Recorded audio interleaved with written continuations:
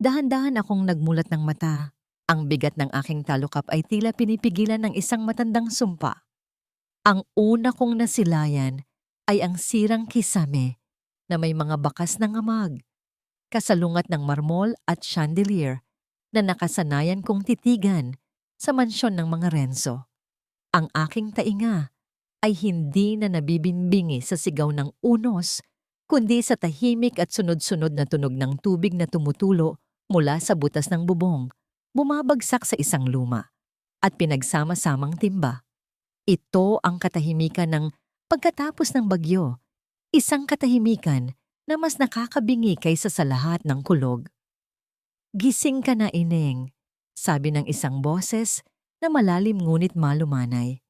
Lumingon ako at nakita ko si Lolo Digong, ang matanda at tapat na hardinero na sa huling 5 taon ay palaging nasa dulo ng paningin ko. Isang extra lang sa malaking produksyon ng buhay ko. Ngayon, siya ang tanging mukha ng pag-aalaga.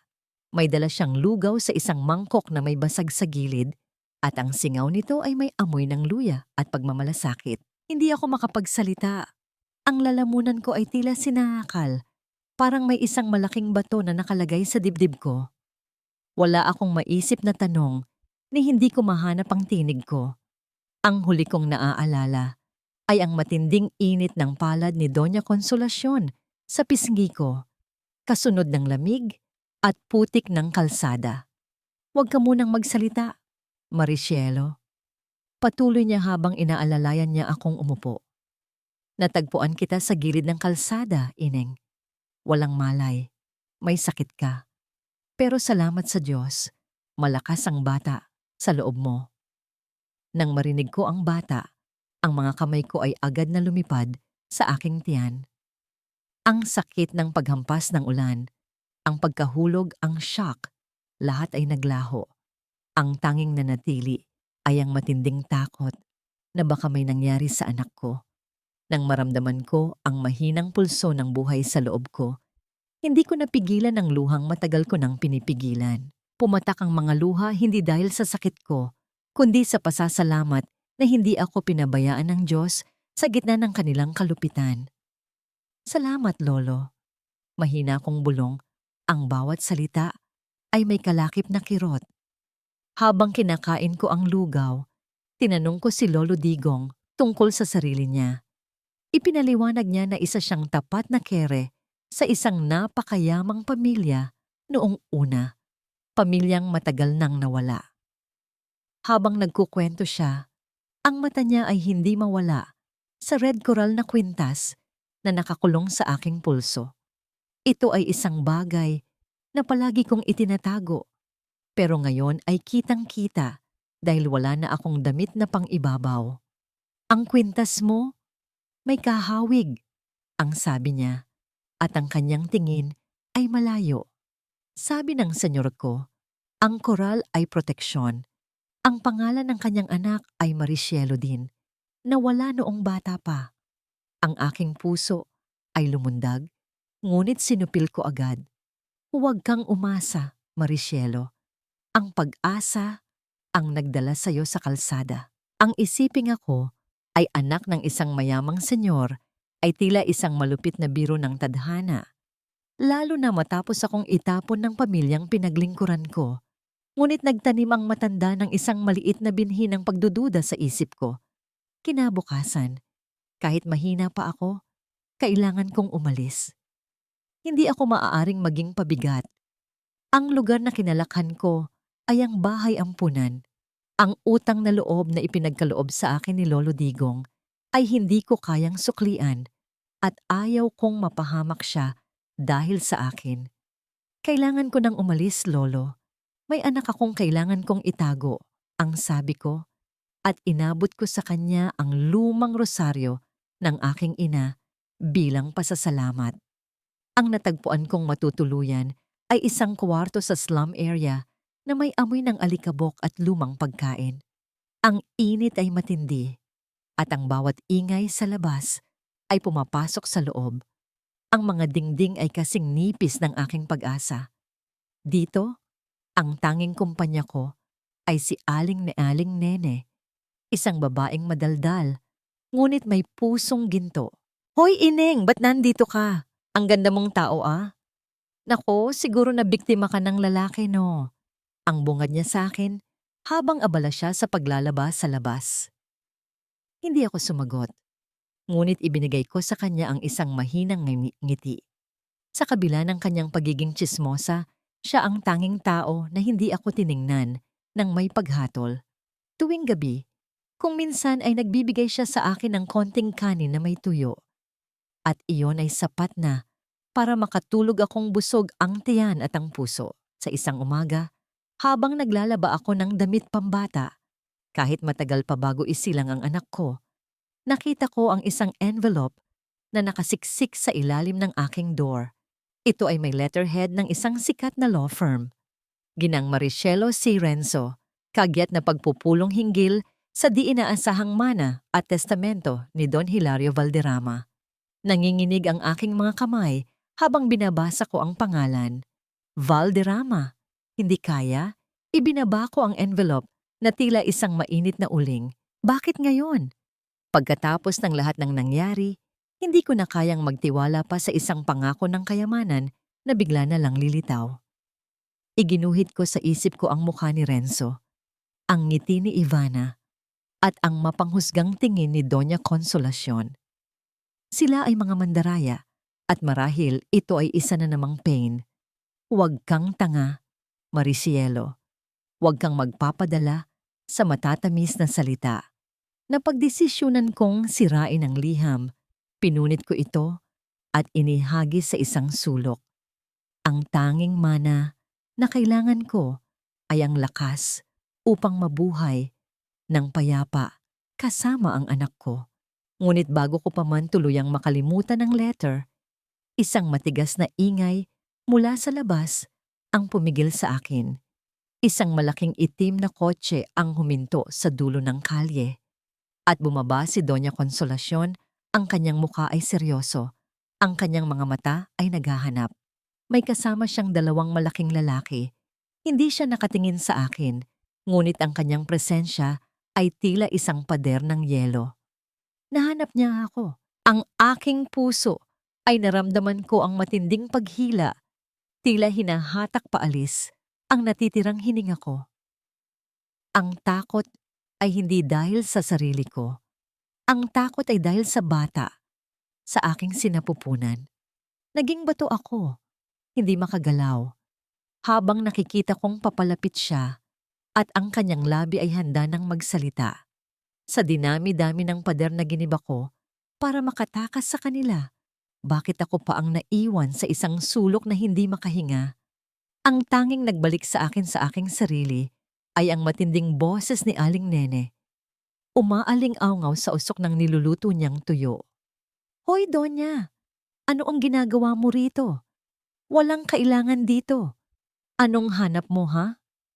Ang pagtatanggol ni Aling Nene, kahit na walang alam sa tunay na sitwasyon, ay sapat na upang maputol ang hypnotic trance ang takot ko. Nagmadali akong sumilong sa loob ng kwarto, hinila ang lumang kurtina, at nagdasal na sana ay hindi nila ako nakita. Salamat sa Diyos. Hindi ako ang hinahanap ni Doña Consolacion. Ang kailangan lang niya ay makita ang silid na inuupahan ko at ipagtanong sa mga kapitbahay. Sa dulo, narinig ko ang pag-alis ng kanilang malaking itim na sasakyan at ang katawan ko ay bumagsak sa isang luma at pinagsama-samang upuan, nanginginig na parang dahon. Ang bagyo ay nagpatuloy sa loob ko. Hindi na ako maaaring magtiwala sa kaligtasan ng pader na ito. Ang tanging naisip ko ay ang kapakanan ng bata. Ang sulat ni Attorney Javier. Kahit na natatakot akong maloko ulit, ang takot na makuha ni Doña Consolacion ang anak ko ay mas matindi kaysa sa takot na maloko. Kailangan kong kumapit sa anumang legal na proteksyon. Kinabukasan, sa isang coffee shop na may mababang liwanag, at hindi gaanong tao, nagkita kami ni Attorney Javier. Siya ay bata, seryoso, at ang kanyang propesyonal na pananamit ay labis na naiiba sa karaniwang mukha ng kasakiman na nakita ko sa aking dating pamilya. Ibinigay niya sa akin ang documents. Maricielo Valderrama, iyan ang tunay mong pangalan, sabi niya. Ang kanyang tinig ay malamig at professional. Ang red coral mo ay ang proof of identity na ginawa ni Don Hilario bago kanya ipadala. Sa ampunan, nag-iwan siya ng isang maliit na di inaasahang mana para sa'yo. Nagtaka ako. Hindi ko maintindihan. Bakit hindi niya ako hanapin? Bakit ampunan? Para protektahan ka. Ang Valderrama family ay may matinding kaaway sa mundo ng negosyo. Mas gugustuhin niyang lumaki kang safe at independent kaysa mayaman ngunit nasa panganib. Si Don Hilario ay yumao na. At ang mana mo ay isang lumang herbal cosmetic factory na tinatawag na Lumina, na halos bankrupt na at may matinding dispute pa sa lupa. Ang aking pag-asa ay mabilis na nabawasan. Hindi ito ang fairy tale na akala ko. Ngunit nang makita ko ang mga legal documents, lalo na ang DNA test na nagsasabing ako ay totoong anak niya, may isang pader sa puso ko ang gumuho. May pinagmulan ako. Hindi ako putik na galing sa wala. Bakit? Bakit nila ako itinakwil? Tanong ko. At ang luha ay nagsimulang mamuo sa aking mga mata. Akala ko dahil lang sa kayamanan. Tumingin si Javier sa akin at ang unang pagkakataon na nakita ko ay ang compassion sa kanyang mga mata. Hindi lang Maricielo, lihim nilang nalaman na ikaw ay may connection sa Valderrama. Noong nalaman nilang pregnant ka, naisip nila na ang bata ang magiging susi sa pag-angkin sa ari-arian ni Don Hilario. Kaya sila nagmadali. Gusto nilang kunin ang bata at gawing fake heir. Ang katotohanan ay tila isang bato na tumama sa aking dibdib. Hindi lang ako ang biktima. Ang anak ko ay nasa panganib din. Ang galit ko ay hindi dahil sa pag-ibig na nawala, kundi sa threat sa buhay ng bata. Ang takot ay naging apoy. Kukunin ko ang lahat, mariin kong sabi. Ang aking tinig ay matatag. Hindi dahil sa pera. Kukunin ko ang Lumina para magkaroon ng pangalan at legal na proteksyon ang anak ko. Hindi na ako muling walang-wala na madaling itatapon. Hindi pa natatapos ang araw, sinamahan ako ni Attorney Javier sa lumang factory ng Lumina. Ang lugar ay malaki, ngunit nakakatakot. Ang mga window ay may basag at ang amoy ng lumang herb ay mabigat sa hangin. Sa isang sulok, nakita namin si Renzo at Ivana, abala sa pagkuha ng mga lumang machine at mga document. Anong ginagawa ninyo rito? Tanong ni Renzo. Ang kanyang mukha ay puno ng galit nang makita niya ako. Kami? Kaming dalawa? Wala. Pero ikaw ang dapat magtanong, Renzo. Kalmadong sagot ko. At ito ang unang pagkakataon na naramdaman ko ang power sa aking boses. Ang lugar na ito ay nakapangalan na sa akin. Maricielo Valderrama. I'm the new owner. Ipinakita ni Javier ang court order. Nanggigil si Renzo at Ivana, ngunit wala silang nagawa. Tumalikod ako. Walking away mula sa kanila, alam kong ito ang unang small victory ko. Ito ay hindi lamang isang factory. Ito ang kuta ng kaligtasan ko. Nang gabing iyon, matapos nilang linisin ni Lolo Digong, na muling nagpakita para magbantay, ang isang maliit na bahagi ng factory para matirhan namin, hinawakan ko ang aking red coral na kwintas. Sa loob ng kwintas, tila may click na nararamdaman ko. Sinubukan kong kalasin ito at laking gulat ko nang magbukas ito. Sa loob ay may nakita akong isang scroll na papel. Ang lihim ng ito ay sulat kamay ni Don Hilario. Kasama ng note ay isang small notebook na may mga sinaunang handwriting at mga guhit ng iba't ibang herb at chemical formulas. Ang notebook ay hindi lamang mga formula. Ito ay isang kayamanan ng kaalaman na nakatago. Dito magsisimula ang lahat, Liab. Bulong ko sa aking anak. Hinaplos ang aking tiyan. Ang pangalan mo, Liab, Ngonlua. ay magsisindi ng apoy sa akin. Hindi tayo magtatago, kundi magtatayo. Mula sa putik na itinakwil nila, aakyat tayo. Matapos basahin ang isang formula, napagdesisyonan kong subukan ito. Ito ay isang formula ng isang facial serum. Nagtipon ako ng mga old material at sinimulang ihalo. Ngunit dahil sa kawalan ng kaalaman at proper equipment, ang resulta ay fail. Ang liquid ay biglang nagbago ng kulay at mula sa mixing bowl ay naglabas ito ng usok na may masamang amoy. Ang kaunting sunog ay lumabas sa lababo na nag-iwan ng isang dark spot sa surface ng table. Napapikit ako. Ang laban ay hindi pa nagsisimula. Ang paggawa ng isang empire ay mas mahirap kaysa sa akala ko. Ngunit habang tinitingnan ko ang dark spot, tiningnan ko ito bilang isang babala at hindi bilang isang sign of defeat. Ang pagbubuntis ay hindi naging madali. Sa loob ng Lumina Factory, na may bahid ng amoy ng luma at alikabok, inihanda ko ang sarili ko sa fight na hindi ko kailanman inakala. Ang bawat pagtapak ko sa sirang sahig ay nagpapaalala sa akin ng fragility ng aking buhay. Ngunit nang isinilang ko ang aking anak, si Liab, sa isang public hospital na masikip ngunit puno ng buhay, ang lahat ng pagod ay naglaho. Ang pangalan niya, Liab, ay hindi lamang isang pangalan. Ito ay oath ko sa aking sarili. Ito ang fire na sisiklab sa gitna ng kadiliman. Nang yakapin ko siya, ang init ng kanyang katawan ay tila nagsasabi, "Magpatuloy ka, Mama. Nandito ako." Sa sandaling iyon, ang pagiging Maricielo, ang api at nagdusa ay namatay. Isang bagong reyna ang ipinanganak kasama ng aking anak. 5 taon ang lumipas, tila kasing bilis lang ng isang paghinga, ngunit ang bawat araw ay may marka ng sweat at struggle. Bilang isang art restorer dati, sanay ako sa precision at patience. Ginamit ko ang mga skills na ito sa notebook ni Don Hilario. Inaral ko ang bawat formula, bawat ingredient, parang naghihimay ako ng isang sirang jewelry para ayusin.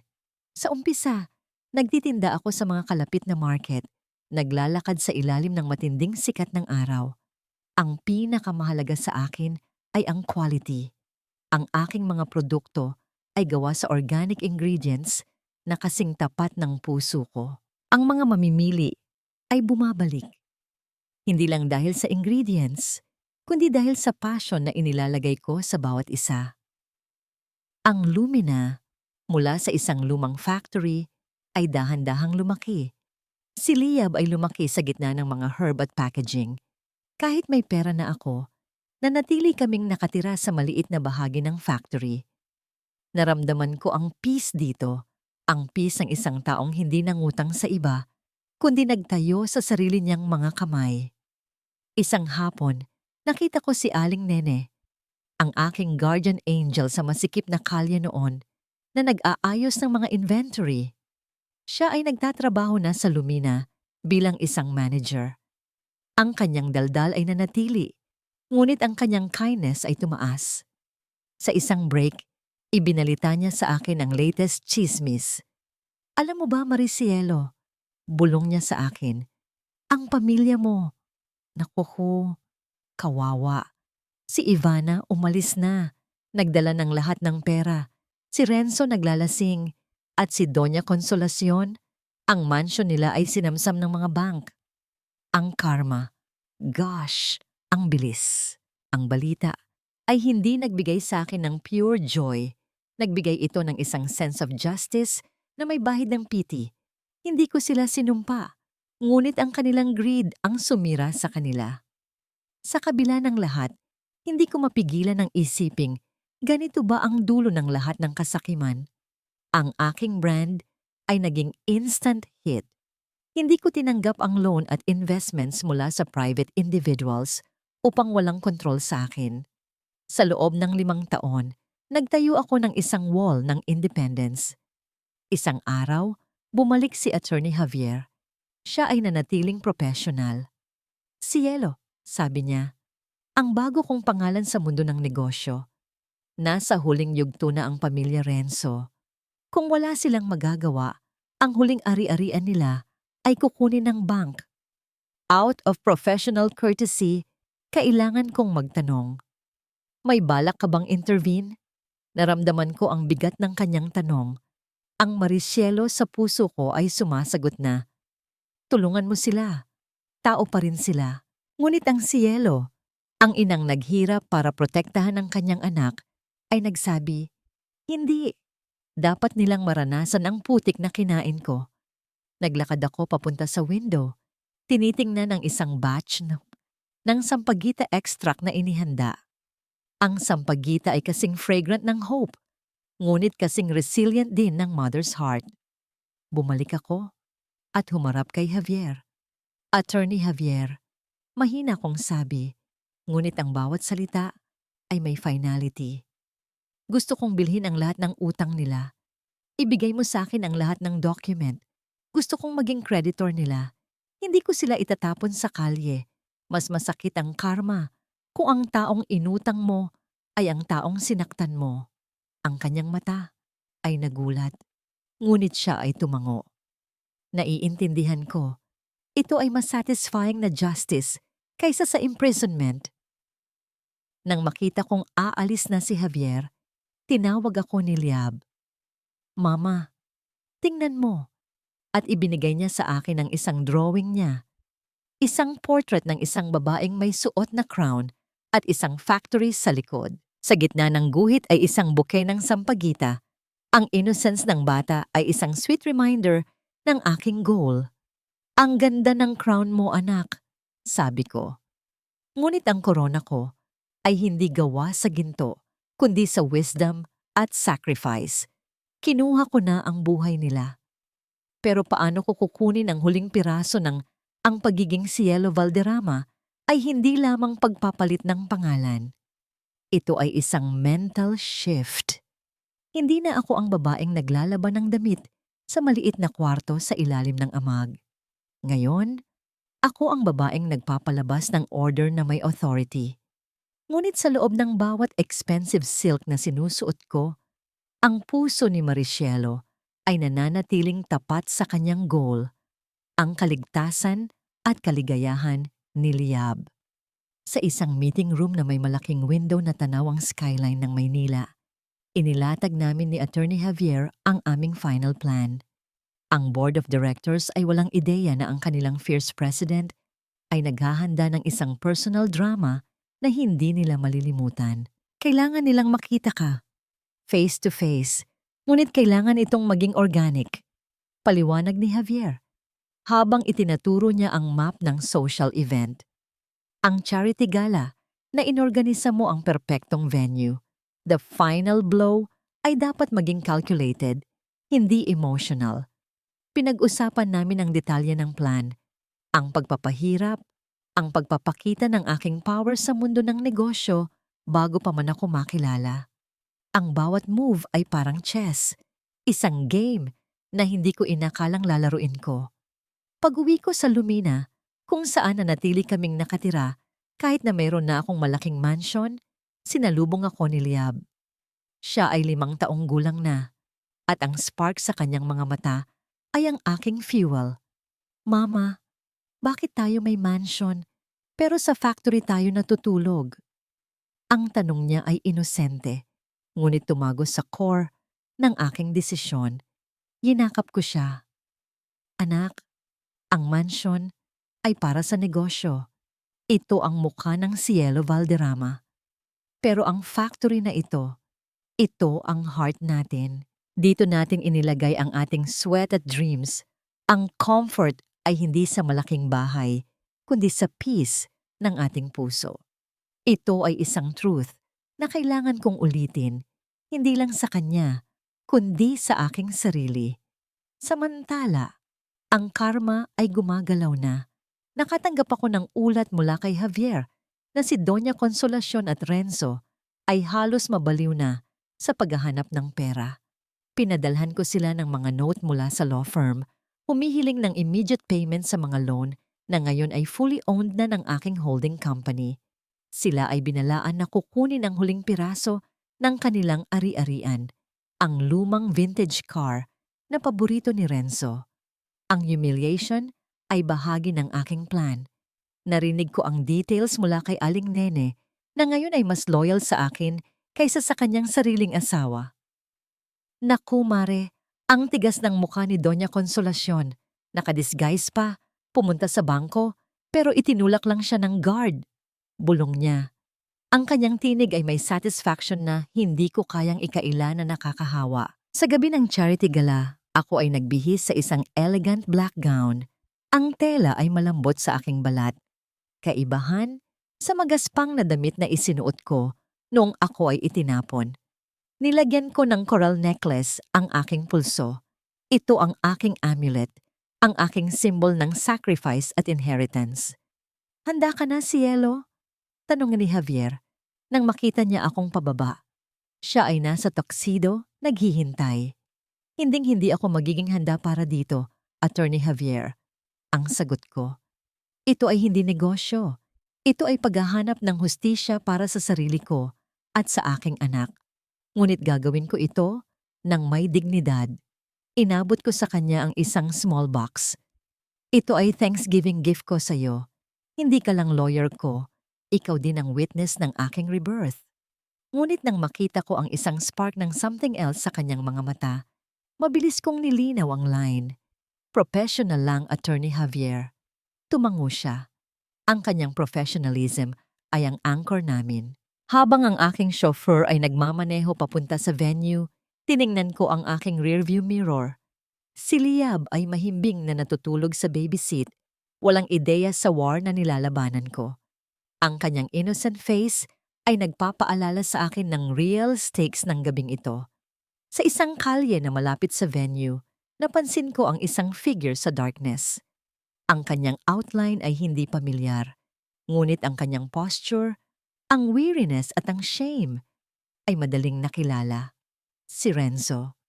Nakatayo siya sa isang sulok, nakatingin sa mga luxurious na pumapasok sa gala. Hindi siya nakadisguise.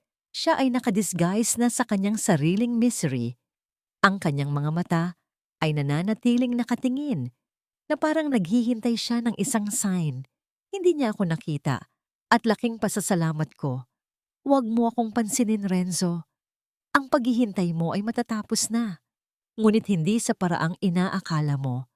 Pumasok kami sa venue. Ang mga tunog ng classical music ay pumupuno sa buong lugar. Ang ambience ay may amoy ng expensive perfume at white lilies. Ang paligid ang ballroom ay tila isang ocean ng diamonds at silk. Ang mga ilaw ay kasing kinang ng mga ngiti ng mga bisita. Ngunit sa loob ng mga ngiting iyon, alam kong marami ang nagtatago ng kasing dami ng lihim at kasakiman. Ang amoy ng white lily ay malakas. Isang heavenly smell na huantuang tengfang by muymok. Amag ba smoke sa Lumina Factory. Bawat hakbang ko sa marble floor ay may authority. Hindi ako si Maricielo na nakayuko, kundi si Cielo Valderrama, ang president ng Lumina. Nakasuot ako ng mask, isang elegant black lace na nagtatago ng kalahati ng aking mukha.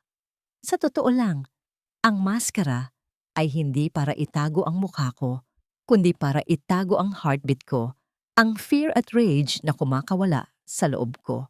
Sa dulo ng room, nakita ko sila, si Renzo at Doña Consolacion. Hindi na sila ang mga tao na luxurious at confident. Ang kanilang damit ay luma, at ang kanilang mukha ay may bakas ng fatigue at shame. Si Renzo ay may bigat sa kanyang mga balikat na hindi ko kailanman nakita. Ang aura ng kapangyarihan ni Doña Consolacion ay naglaho. Tila siya ay isang ruined statue ng dating glory. Si Renzo ay lumapit sa isang group of investors at nagsimulang magpakilala. Ngunit ang mga investors ay mabilis na nag-alis ng tingin. Ang rejection ay kasing lamig ng hangin sa room. Doña Consolacion ay naglalakad sa buong ballroom. Ang kanyang mga mata ay naghahanap, desperado, na parang naghahanap siya ng isang rope para kumapit. Ang aking target ay nasa paningin na. Nagpanggap ako na naglalakad ako papunta sa charity booth. Ngunit ang aking direksyon ay papunta sa table ni Doña Consolacion. Naramdaman ko ang adrenaline na dumadaloy sa aking veins. Ito ang moment na pinaghandaan ko sa loob ng 5 taon. Nang makita niya ako, ang figure na may mask at aura of power, mabilis siyang lumapit. Hindi niya ako nakilala. Wala siyang ideya na ang taong ito ay ang kanyang dating daughter-in-law na tinawag niyang putik. "Ma'am, excuse me," sabi niya, at ang kanyang tinig ay may bahid ng humility na hindi ko kailanman narinig mula sa kanya. "Ako si Doña Consolacion. Ang pamilya ko ay may malaking crisis. We need your help. Isang angel ang kailangan namin." Ang kanyang mga salita ay tila acid na sumusunog sa aking memory. Angel? Ako ay isang devil na nagbalik upang kunin ang kaluluwa niya. "Bakit ko kayo tutulungan, Donya?" Ang boses ko ay kalmado, malamig, at walang emosyon. Tiyak kong hindi niya ako makikilala. Siya ay nagsimulang magkwento. A lie. Sinabi niya na biktima sila ng bad investments at ng isang manipulative woman, si Ivana, at not dahil sa kanilang greed. Walang mention ng aking pangalan o ng injustice na ginawa nila sa akin. Ang kanyang pride ay nananatiling intact kahit ang foundation nito ay gumuho na. "Huwag kayong mag-alala, ma'am," sabi ko, at huminga ako ng malalim. "Alam ko ang kwento ninyo, pero hindi ako naniniwala." Nagulat ang kanyang muka. Pero hindi ko na siya pinatapos. Dahan-dahan kong inabot ang aking mask, hinawakan ko ang gilid nito at inalis ko ito. Sa ilalim ng ballroom lights, ang mukha ni Maricielo Valderrama ay naihayag. Ang kanyang mga mata ay lumaki sa shock. Ang lahat ng color ay naglaho sa kanyang mukha. Ang fear ay mas matindi kaysa sa humiliation. "Hindi mo ako nakilala, Doña Consolacion?" tanong ko. Ang aking tinig ay hindi galit, kundi disappointed.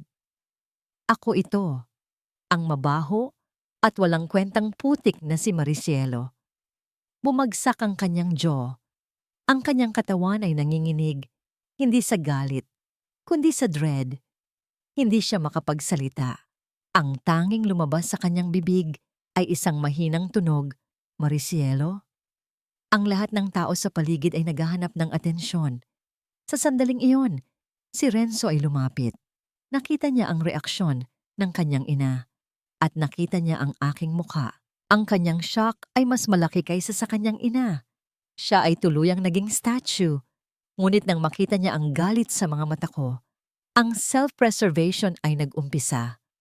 "Anong ginagawa mo rito, Maricielo? Don't create a scene!" Bulong niya. Ngunit ang kanyang tinig ay nanginginig. Hindi ako sumagot. Tinitigan ko lang siya ng walang emosyon. Ang anger ko ay naging ice. Sa isang iglap, tumaas ang kamay ni Renzo. Hindi ko alam kung ano ang intent niya. Para sampalin ako o para hawakan ako. Ngunit sa moment na yon, may isang shadow na mabilis na gumalaw. Si Attorney Javier. Tumayo siya sa pagitan namin. Mabilis na hinawakan ang kamay ni Renzo bago pa man ito makagawa ng move. Ang kanyang stance ay protective but not romantic. Ito ay professional. "Huwag mong hawakan ang presidente ko," sabi niya. Ang kanyang tinig ay mababa ngunit firm. Nang mahawakan ni Attorney Javier ang braso ni Renzo, ang buong ballroom ay tila tumigil sa paghinga. Ang gossip ay lumaganap na parang apoy. Ang mysterious president ay may connection pala sa fallen family na ito. "Ano ang ibig mong sabihin, lawyer?" Sigaw ni Ivana, na ngayon ay mabilis na sumugod patungo sa amin. Ang kanyang lipstick ay bahagyang nakakalat. "Bakit mo hinahawakan ang asawa ko? Sino ka ba talaga, si Yelo?" Binaling ko ang aking tingin kay Ivana. Hindi ko siya kailangang tawaging mistress. Ang kanyang presence ay sapat na upang magpahiwatig ng lahat. "Ako? Ako ang taong inyong kinuha ang buhay 5 taon na ang nakalipas." Ang sagot ko, ang aking boses ay hindi na nag-aalinlangan, kundi isang verdict. At ikaw, Ivana, hindi ka kailanman naging asawa. Hindi mo kailanman naintindihan ang kahulugan ng salitang yan. Nag-utos ako kay Javier. "Attorney, Ipakita mo na ang evidence. Walang drama ng sigawan, walang physical violence. Tanging ang power ng mga document ang binitawan ni Javier. Ibinigay niya sa isang security staff ang mga folder na puno ng bank statements at legal papers. Sa lahat ng naririto, simula ni Javier, ang kanyang boses ay amplified ng microphone ng event. Ito ay patunay na ang pamilya Renzo ay hindi biktima ng bad luck. Sila ay biktima ng sarili nilang greed. Bukod pa rito, ang assets ng pamilya Valderrama na sa tingin ninyo ay matagal nang nawala ay may lehitimong heir.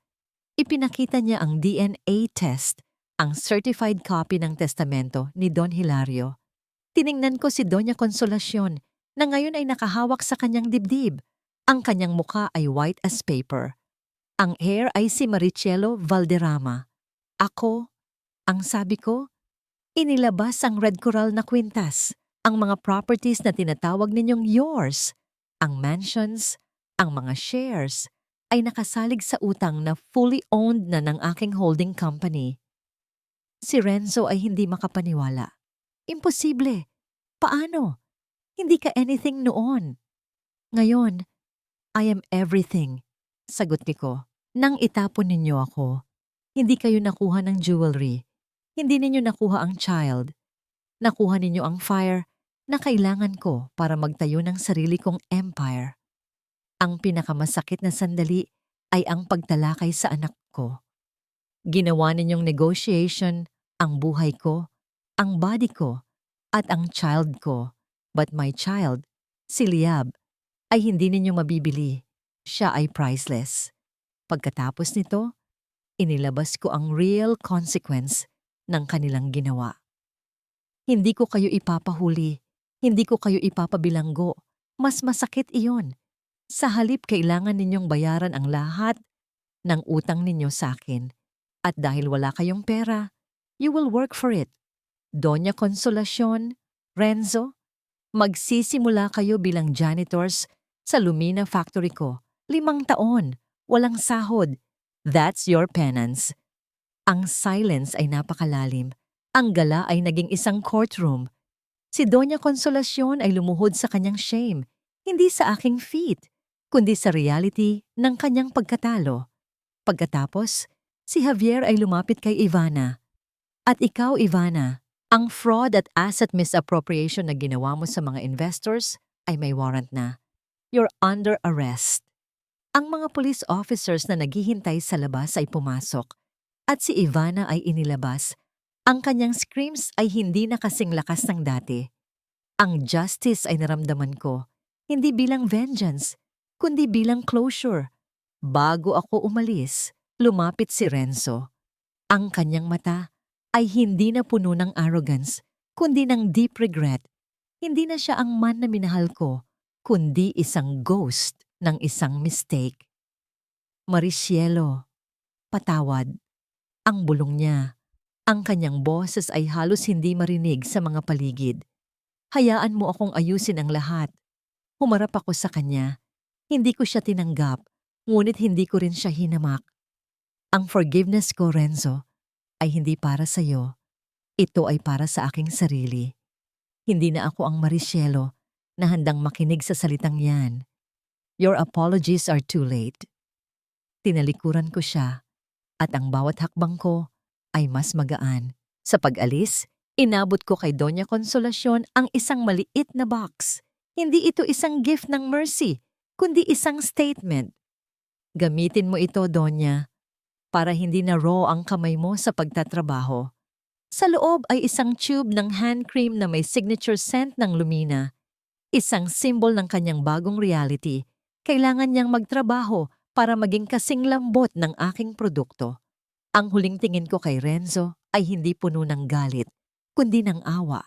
Ngunit ang aking puso ay nanatiling kalmado dahil ang paghihiganti ay hindi ang aking amo. Nang mahawakan ni Attorney Javier ang braso ni Renzo, ang buong ballroom ay tila tumigil sa paghinga. Ang gossip ay lumaganap na parang apoy. Ang mysterious president ay may koneksyon pala sa fallen family na ito. Anong ibig mong sabihin, lawyer? Sigaw ni Ivana, na ngayon ay mabilis na sumugod patungo sa amin. Ang kanyang lipstick ay bahagyang nakakalat. Bakit mo hinahawakan ng asawa ko? Sino ka ba talaga, Cielo? Binaling ko ang aking tingin kay Ivana. Hindi ko siya kailangang tawaging mistress. Ang kanyang presence ay sapat na upang magpahiwatig ng lahat. Ako? Ako ang taong inyong kinuha ang buhay 5 taon na ang nakalipas. Ang sagot ko, ang aking boses ay hindi na nag-aalinlangan, kundi isang verdict. At ikaw, Ivana, hindi ka kailanman naging asawa. Hindi mo kailanman naintindihan ang kahulugan ng salitang iyan. Nag-utos ako kay Javier. Attorney, ipakita mo na ang evidence. Walang drama ng sigawan, walang physical violence. Tanging ang power ng mga document ang binitawan ni Javier. Ibinigay niya sa isang security staff ang mga folder na puno ng bank statements at legal papers. Sa lahat ng naririto, simula ni Javier, ang kanyang boses ay amplified ng microphone ng event. Ito ay patunay na ang pamilya Renzo ay hindi biktima ng bad luck. Sila ay biktima ng sarili nilang greed. Bukod pa rito, ang assets ng pamilya Valderrama na sa tingin ninyo ay matagal nang nawala, ay may lehitimong heir. Ipinakita niya ang DNA test, ang certified copy ng testamento ni Don Hilario. Tiningnan ko si Doña Consolacion na ngayon ay nakahawak sa kanyang dibdib. Ang kanyang mukha ay white as paper. Ang heir ay si Maricielo Valderrama. Ako? Ang sabi ko. Inilabas ang red coral na kwintas. Ang mga properties na tinatawag ninyong yours, ang mansions, ang mga shares, ay nakasalig sa utang na fully owned na ng aking holding company. Si Renzo ay hindi makapaniwala. Imposible. Paano? Hindi ka anything noon. Ngayon, I am everything, sagot ko. Nang itapon ninyo ako, hindi kayo nakuha ng jewelry, hindi ninyo nakuha ang child. Nakuha ninyo ang fire na kailangan ko para magtayo ng sarili kong empire. Ang pinakamasakit na sandali ay ang pagtalakay sa anak ko. Ginawa ninyong negotiation ang buhay ko, ang body ko, at ang child ko. But my child, si Liab, ay hindi ninyo mabibili.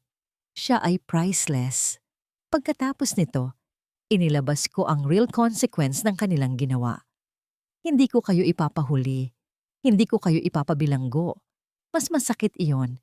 Sa halip kailangan ninyong bayaran ang lahat ng utang ninyo sa akin. At dahil wala kayong pera, you will work for it. Doña Consolacion, Renzo, magsisimula kayo bilang janitors sa Lumina Factory ko. 5 taon, walang sahod. That's your penance. Ang silence ay napakalalim. Ang gala ay naging isang courtroom. Si Doña Consolacion ay lumuhod sa kanyang shame, hindi sa aking feet, kundi sa reality ng kanyang pagkatalo. Pagkatapos, si Javier ay lumapit kay Ivana. At ikaw, Ivana, ang fraud at asset misappropriation na ginawa mo sa mga investors ay may warrant na. You're under arrest. Ang mga police officers na naghihintay sa labas ay pumasok at si Ivana ay inilabas. Ang kanyang screams ay hindi na kasing lakas ng dati. Ang justice ay naramdaman ko, hindi bilang vengeance, kundi bilang closure. Bago ako umalis, lumapit si Renzo. Ang kanyang mata ay hindi na puno ng arrogance, kundi ng deep regret. Hindi na siya ang man na minahal ko, kundi isang ghost ng isang mistake. Maricielo, patawad. Ang bulong niya, ang kanyang boses ay halos hindi marinig sa mga paligid. Hayaan mo akong ayusin ang lahat. Humarap ako sa kanya. Hindi ko siya tinanggap, ngunit hindi ko rin siya hinamak. Ang forgiveness ko, Renzo, ay hindi para sa'yo. Ito ay para sa aking sarili. Hindi na ako ang Maricielo na handang makinig sa salitang iyan. Your apologies are too late. Tinalikuran ko siya at ang bawat hakbang ko ay mas magaan. Sa pag-alis, inabot ko kay Doña Consolacion ang isang maliit na box. Hindi ito isang gift ng mercy, kundi isang statement. Gamitin mo ito, Doña. para hindi na raw ang kamay mo sa pagtatrabaho.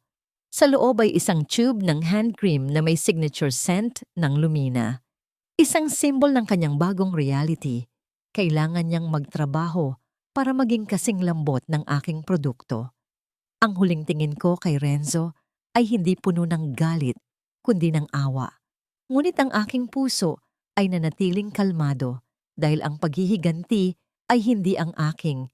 Ang mga linggo pagkatapos ng gala ay naging isang kakaibang uri ng silent theater sa Lumina. Doña Consolacion at Renzo ay nasa pinakamababang antas ng hierarchy sa pabrika. Hindi sila ang humahawak ng machinery, kundi ang mop at cleaning supplies. Ang kanilang mga kamay na dating palamuti sa mga cocktail party ay ngayon ay may mga calluses at dirt na hindi kayang alisin ng kahit anong mamahaling sabon. Ang kanilang punishment ay hindi lang pisikal, ito ay psychological. Araw-araw, sa bawat batch ng perfume na aking nililikha, sa bawat satisfied customer na humahanga sa brand ko, sila ay nakikita ang manifestation ng buhay na kanilang kinamuhian at sinubukan sirain. Isang araw, habang nagpupunas ako sa office area, isang aksyon na ginagawa ko paminsan-minsan para manatiling grounded, nakita ko si Renzo na pilit na iniaabot kay Aling Nene ang isang mop. Ngunit si Aling Nene ay hindi tumitingin sa kanya. Aling Nene, please, hayaan mo na akong gawin ito. Huwag mo akong ituring na hindi ako tao. Pakiusap ni Renzo. Ang kanyang boses ay raspy dahil sa pag-iyak sa gabi. Tumigil si Aling Nene sa pag-aayos ng mga boxes. Hindi siya lumingon. Renzo, ang dignity ay hindi binabayaran ng salary. It is earned. At ang dignity na inagaw mo sa asawa ko, iyon ang hindi mo mababayaran. Ang pagdinig dito ay tila isang soft blow sa dibdib ko. Hindi ang galit ni Aling Nene ang nagpabigat, kundi ang truth sa kanyang sinabi. Tinanggal ko ang aking gloves. Lumapit ako kay Renzo. Hindi ko na siya tinawag na Renzo. Sa isip ko, siya ay isa ng stranger. Renzo, wala na akong pakialam sa suffering mo. Ito ang consequence ng iyong pagpili. Maricielo, please. Hindi ko inisip na aabot tayo dito. Ang pride ko sa aking ina, ang takot kong mabigo siya, iyon ang nagtulak sa akin. Pagkatapos mawala ang lahat, lalo ko siyang nakita kung gaano siya kasama at kung gaano ako kahina. Ang kanyang mga mata ay puno ng luha. Hindi dahil sa shame sa akin, kundi dahil sa realization ng kanyang sariling weakness. Ang forgiveness ko, Renzo, ay hindi tungkol sa iyo. Ito ay tungkol sa akin. Hindi ko na kailangan ng resentment na magpabigat sa aking dibdib habang inaakay ko si Liab. Kaya I forgive ang idea ng Renzo na minahal ko. But the man standing in front of me, hindi na siya worth ng aking effort. Ang salitang forgive ay tila healing balm na hinahaplos ang aking mga lumang sugat. Hindi ko kailangan ng reciprocation mula sa kanya para maging buo ako. Ang peace ay nasa akin na. Pagkatapos noon, ang sitwasyon ni Doña Consolacion ay nagbago. Ang kanyang stubborn pride ay tuluyang naglaho. Isang gabi, nakita ko siyang nakaupo sa isang sulok, tinitingnan ang isang maliit na herb garden na itinanim ni Lolo Digong. Alam mo ba, sabi niya, ang kanyang boses ay halos hindi naririnig. Ang sampagwita, ang paborito ng iyong ama. Palagi niyang sinasabi na ang amoy nito ay purity. Hindi ko ito inintindi noon. Ang tingin ko lang ay money at status. Ngayon, mas naiintindihan mo na, Donya. Sagot ko. Ang purity ay hindi nakikita sa bank account. Maricielo o cielo? I am sorry, ang sabi niya. At sa pagkakataong ito, ang sorrow ay tunay. Ang pride ko ang pumatay sa amin. I'm sorry na hindi ko inintindi ang pagod mo. I'm sorry na pinaniwalaan ko ang kasinungalingan. Hindi ko kailangan ng iyong apology para maging masaya, Donya. Pero ang acceptance mo sa katotohanan ay enough. para makapagpatawad ako para sa sarili ko. Kinabukasan, dahil nakita kong desperado na sila at wala nang fight sa kanilang mga mata, binawasan ko ang kanilang sentence. Pinayagan ko silang magtrabaho sa storage room para sa packaging, isang trabahong mas madali kaysa sa janitorial duty.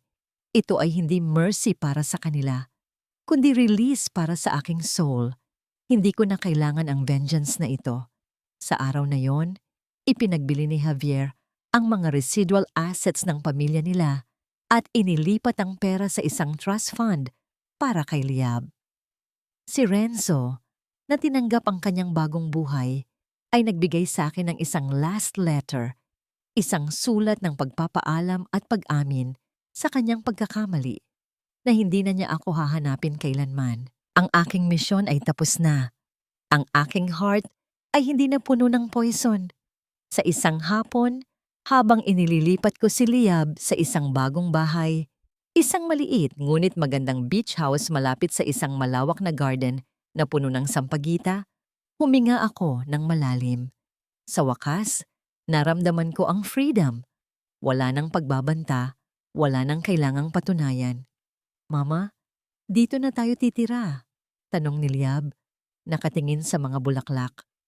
O anak, dito na tayo titira, sa lugar kung saan ang hope ay palaging may amoy na matamis sa totoo. Ang bagong bahay sa tabi ng dagat ay hindi kasing laki ng mansyon na kinuha sa akin. Ngunit ito ay may space na hindi kayang bilhin ng anumang pera. Space para huminga, space para mabuhay. Ang hangin dito ay may bahid ng sea salt at ang matamis na amoy ng sampagita mula sa hardin. Ito ang paradise na binuo ko, hindi given sa akin. Ang trust fund na inihanda ni Javier para kay Liab ay matibay, ngunit ang pinakamahalaga ay ang foundation na itinayo ko sa kanya, resilience. Mama, bakit hindi na natin kausap si Lolo Renzo at Lola Consolacion?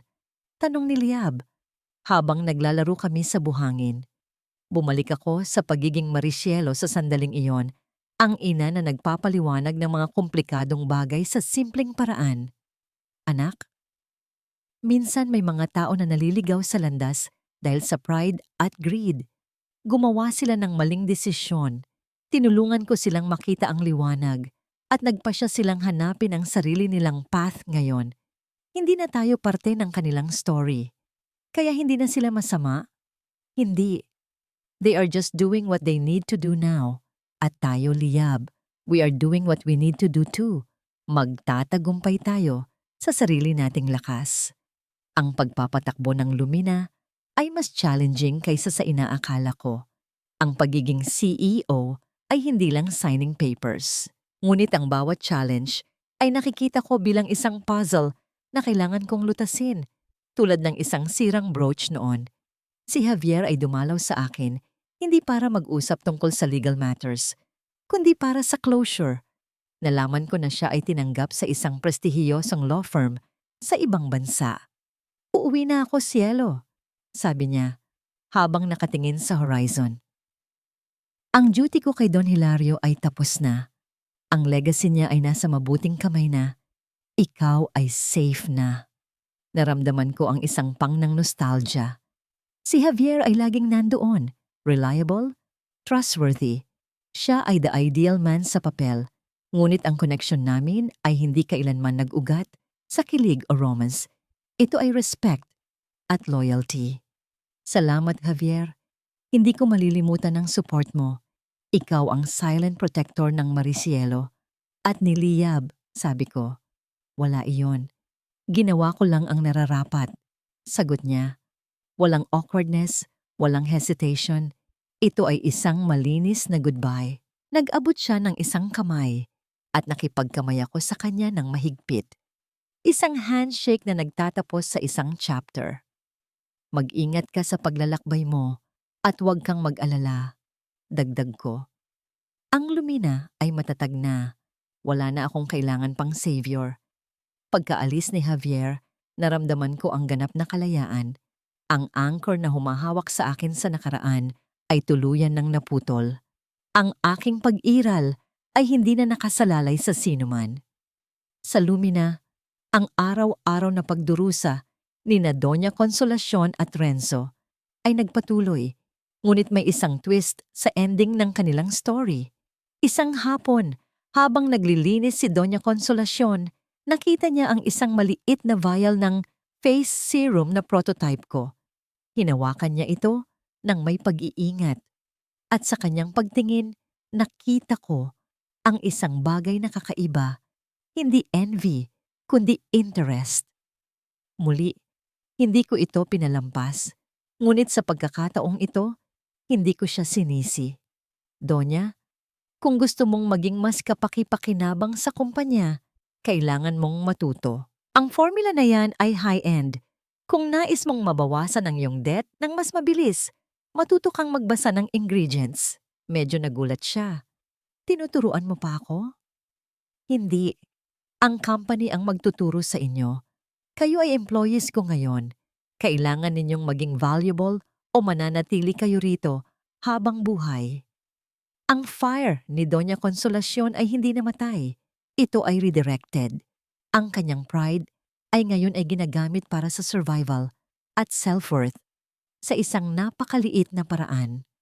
Habang pinagmamasdan ko ang araw na lumulubog sa dagat, kasama si Liab na nagtatayo ng kastilyo sa buhangin, napagtanto ko na ang aking paglalakbay ay hindi tungkol sa pagbagsak ng mga tao. Ito ay tungkol sa pag-angat ng sarili ko. Ang Lumina ay hindi na lang isang local brand. Ito ay isang empire na kumalat sa buong Timog Silangang Asya. Ang bawat beauty counter ay may signature scent ng sampagita at jasmine, ang aroma ng aking pagbangon. Ako, si Cielo Valderrama, ay hindi na nagtatago sa likod ng maskara. Ang aking larawan ay nasa mga magazine, ngunit ang story ko ay nanatiling nakatago. Isang secret na nagpapatibay sa aking kalooban. Ang mansion ay naging totoo, ngunit hindi ito ang sentro ng buhay ko. Ang factory ay naging isang state-of-the-art research center at ang aming mga employee ay binibigyan ng dignity at fair salary. Ang kabaligtaran ng kung paano ako tinrato. Nakatayo ako sa gitna ng isang malawak na field ng sampagita. Ang sunlight ay bumabagsak sa mga talulot nito at ang amoy ay napakalinis. Sa tabi ko, si Liab, na ngayoy 7 taong gulang, ay nagtatakbo. Ang kanyang laughter ay ang pinakamagandang tunog na naririnig ko, mas matamis pa sa lahat ng perfume na aking nilikha.